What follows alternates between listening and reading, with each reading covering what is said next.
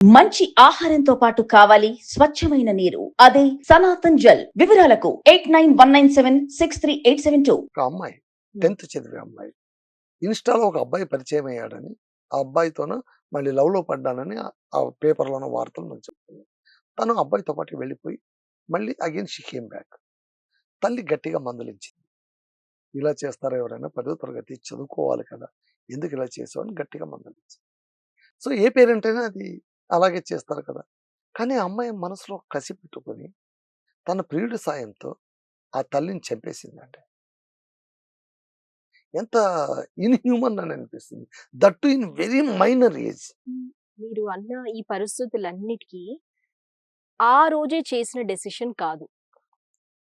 ఈ 7 ఇయర్స్ అన్నాను కదా! సబ్‌కాన్షియస్ మైండ్‌లో హ్మ్. హ్మ్. తన పరిస్థితుల వల్ల హ్మ్. అంటే ఆ పరిస్థితులు ఎలా తనని మార్చేశాయి అంటే, హ్మ్. నేను ఏం చేస్తే నేను దీనికి సమాధానం త్వరగా తీసుకురాగలను హ్మ్. అనే ఒక ప్రశ్న అడిగి ఉంటది. ఓకే. దానికి సమాధానం ఏంటి? కట్.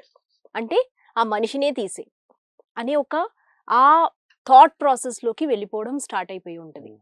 ఇది రోజూ జరిగే మనం అనుకుంటాం కదా! రోజు మందలిస్తున్నాము. ఆ మందలించడంలో వాళ్ళు బాగుపడుతున్నారు అనుకున్నదా ఆ అమ్మ. అయినా బాబు అదే వాళ్ళతో వెళ్ళాడు. అదే ఇన్‌స్టాలో కలిసారంటున్నారు.